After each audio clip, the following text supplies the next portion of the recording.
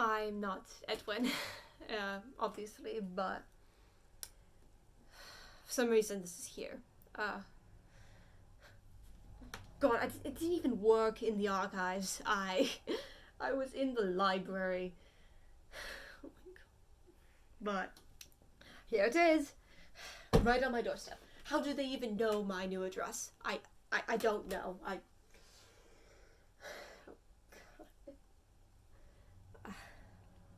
I'm sorry, Edwin. But this is clearly addressed to you. For Edwin, the dreaming archivist.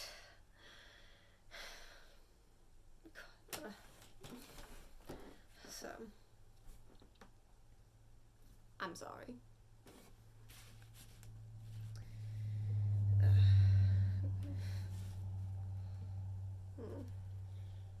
Just get over with one bit at a time. It's okay. One statement will not kill you. It will not get you involved in whatever this is. Statement of Ariana Romano regarding the doll she found at an estate sale. Statement given March 21st, 2001. Statement read May 9th, 2025. Recording by Aria Mays Luther, previously affiliated with the MAGNUS Institute, London. Statement begins. I'm sorry in advance about this statement. English is not my first language, and I'm a bit shaken still. I came here from Trento, Italy, to make this statement at your institute, as there isn't really a place like this in Italy as far as I know.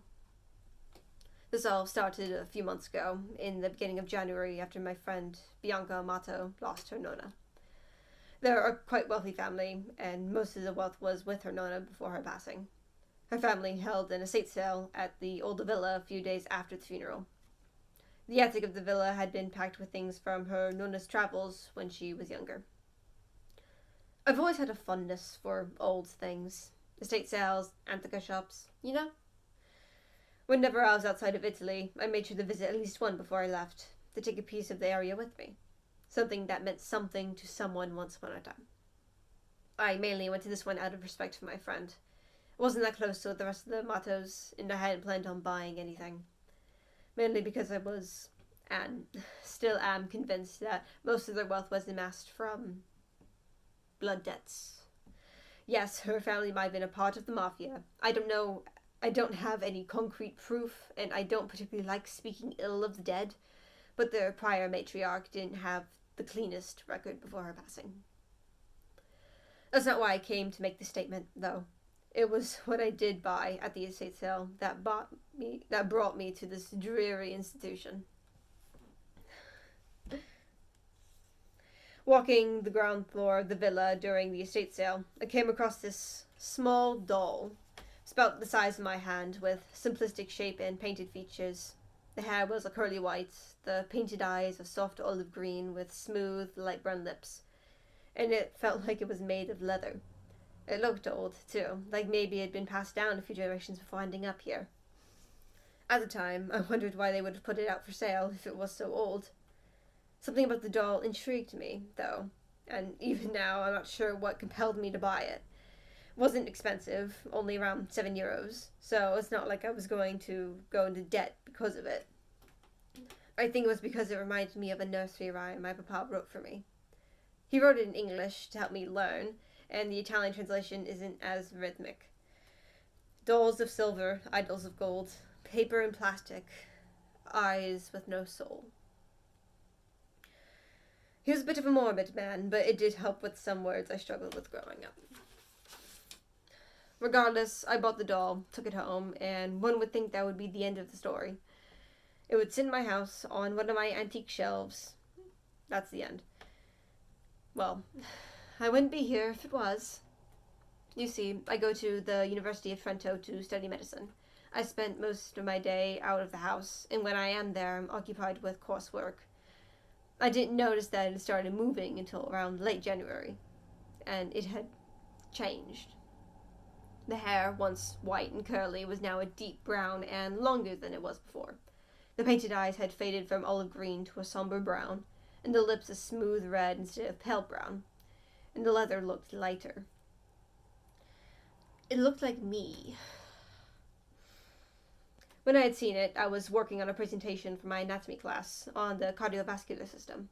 I turned to get my water cup when I saw the doll sitting on the table. It was next to my notes, propped up against the stapler, and sat in front of my pad of sticky notes with a pen next to it.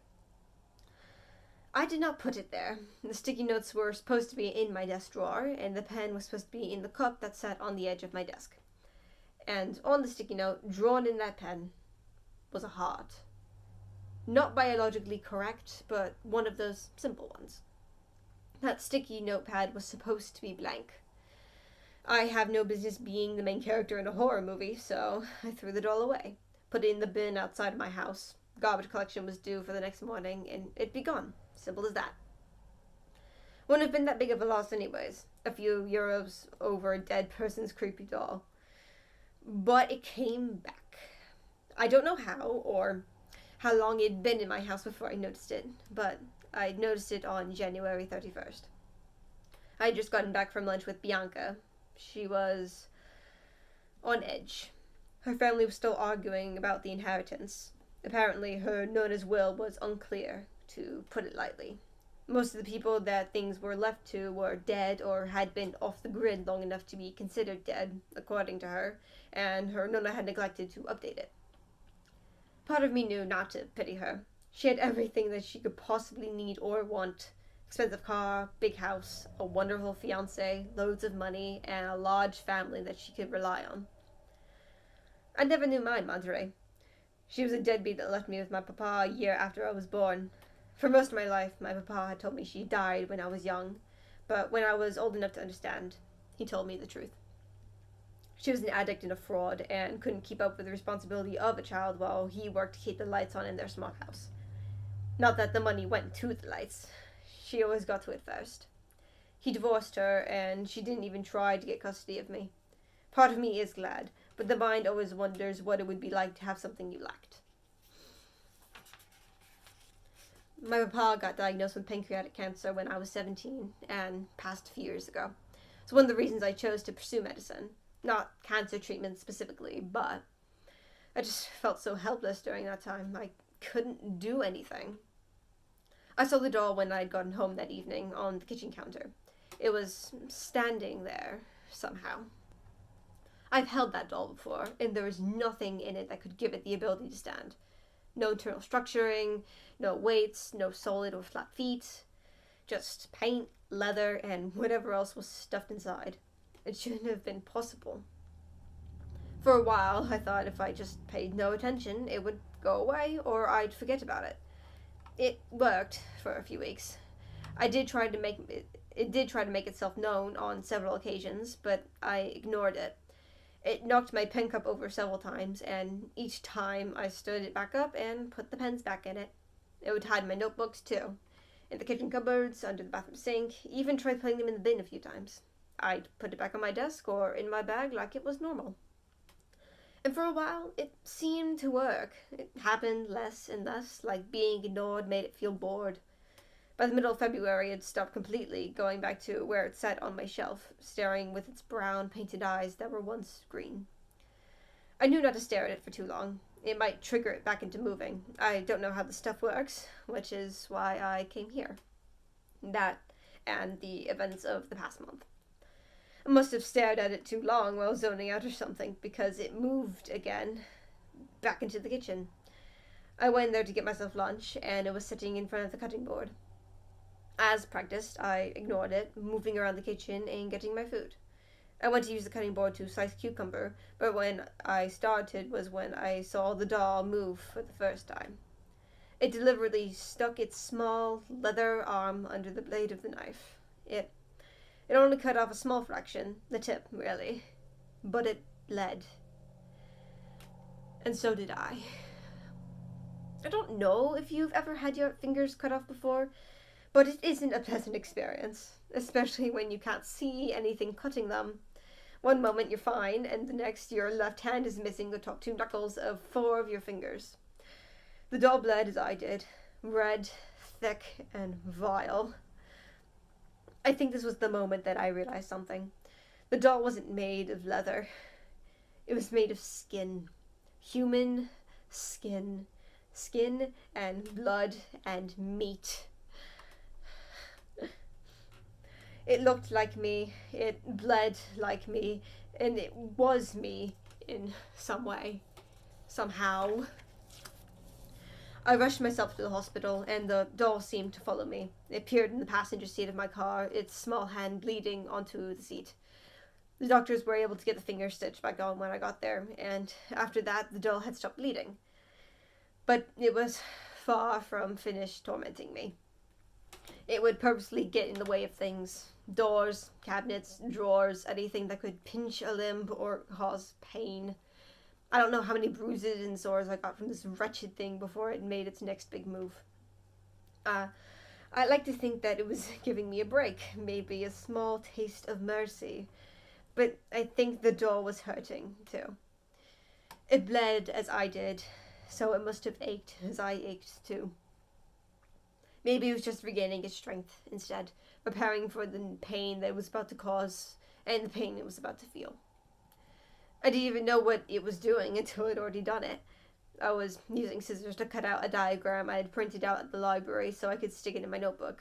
I'm not good at drawing, so doing it by hand would have been no help to me or my studies, and I don't own a printer or a computer. The doll was sitting on the desk idly, and I was trying to ignore it when I heard it moving again. Not just moving, but dragging something. If I was smart, I'd look at it and try to stop it, but just because I'm a med student doesn't mean I'm what's the saying? The brightest bulb in the box. To put it simply, the doll used the hole punch to sever its ear from its head. That one hurts so much more. The fingers may have more nerve endings than the ears, but the ears were close to the brain, which made the pain receptors travel faster. The doctors weren't able to save it. Stitching together an ear is a lot harder than fingers. It's smaller, thinner, and mostly cartilage. It was possible, but they didn't have the right doctors available for it. After that, I tried getting rid of it again. Trash, burying it, even putting it in a box. And every time it would come back, and I just couldn't shake the damn thing. I would have burned it, but I didn't fear what would happen to myself. The idea of my skin was bubbling and charring as the small thing burned, setting my whole being alight. It wouldn't have been worth it. The doll still kept hiking small things, chipping at my fingertips and toes, shaving off bits of my skin little by little. I started wearing long sleeves and gloves more often, even as the weather was starting to warm up. The collection of scars on my arms were growing, and I knew that they'd be easily mistaken as a result of self-harm, and I'd be advised to seek mental help. This is anything but self-inflicted. Or is it? I bought the doll. Maybe I brought it upon myself, bringing it into my home, putting it on my shelf with everything, calling it mine. Last week was the worst it's ever done. The only one that landed me in the hospital for longer than a few hours. My kitchen sink has a garbage disposal. Yeah, it's weird, I know. It was there when my papa and I first moved there, and there was never a reason to have it removed, so it stayed. I'd finished washing the few dishes I had from dinner that night. There weren't many. It was a simple dinner, and I'm only one person, after all. Dolls don't really eat, and even if it did, like hell I would feed it. I had turned the garbage disposal on to get rid of the food in the sink. I hadn't noticed the doll on the counter, oddly enough. Maybe I just started to tune it out, truly forgetting about it. Visually, at least. When I tell you the doll leaped into the sink, I'm not exaggerating. Its arm got lodged in the garbage disposal, shredding it almost instantly. It felt a lot longer for me than it actually was. Moments dragging on for several minutes of agonizing pain. It was horrifying seeing flesh shred so easily under a blade that wasn't even there, cut through by something so surreal that I couldn't even comprehend it, yet nothing at all. It cut through layers and layers of skin, muscle, veins, and bone, and it hurt more than any written word could convey. Only the screams that came from me can truly communicate the pain I felt, seeing and feeling my arm shred itself to pieces like it was made of butter. By the time I managed to turn it off, it was too late. My neighbors had heard the screams and called the authorities, but by the time they had arrived, I was already unconscious from the lack of blood flowing through my body. When I woke up in the hospital, it'd been 2 days since the accident. Police reports ruled as an attempt at self-harm, as there were no signs of forced entry. It's strange to feel the pain from something you don't have anymore. You know, it's not supposed to be there, and what it should feel like, but the muscles aren't there. They told me my heart had stopped twice while they were prepping me for the operation. Not to reattach it, no. That was a lost cause of shredded bone and meat and so much blood. I need a large blood transfusion because of it, and a long line of physical therapy ahead of me. I guess the only thing I can even be grateful for at this point is that they took my left arm instead of my right. I wouldn't have been able to write the statement if it had been. The doll's still there, in my house. It didn't follow me. Maybe it's still healing itself, waiting to strike again, and for that I am terrified. I don't know why the Amatos sold it. I think that's what killed the matriarch of the family. Whether by accident or by malice, I don't know. I don't want to know. I got discharged a few days later, and even though it's all cleaned up and gone, I could still see the images of my arm shredding like paper. I could smell the blood in the floor, in the sink, in the counters, everywhere and in everything all the time. I could smell it here, thousands of miles away. It's thick and foul and feels like I'm suffocating in the memory of what it was. Maybe it isn't the smell of what it was, but the smell of what I will be. Flesh and blood chopped into tiny pieces beyond any visual recognition. Meat and flesh and ground up bones. I feel like I need to tell Bianca. It was from her family. Maybe she knows something about it. Or maybe she doesn't, and she'll think I'm crazy. And maybe I am crazy. Crazy for buying the doll, crazy for not finding a way to get rid of it. And maybe I won't be truly rid of it until I'm gone from this world. I don't know how much longer I have left. I damned myself when I bought the doll. Maybe it'll kill me when I'm here, when I'm alone, when it's alone in my house, and I can't see what it's doing, when I can't stop it. Not like I've been able to stop it any time before. It's too quick. For the sake of my sanity, I hope it's soon. And when I die, I hope the doll dies with me. Or maybe it'll live on, carrying my face until the next poor soul stumbles across it. Then it will change face and damn them. Just like it damned me. Statement ends. Oh my god. Oh god. This statement has blood on it. I fear to know what happens to Ariana. I don't want to know. I don't think she's alive anymore. Is this a warning? Why is this here?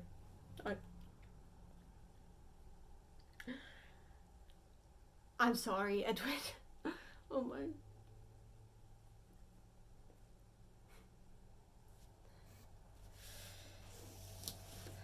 Remove staples for storage once done. Oh my.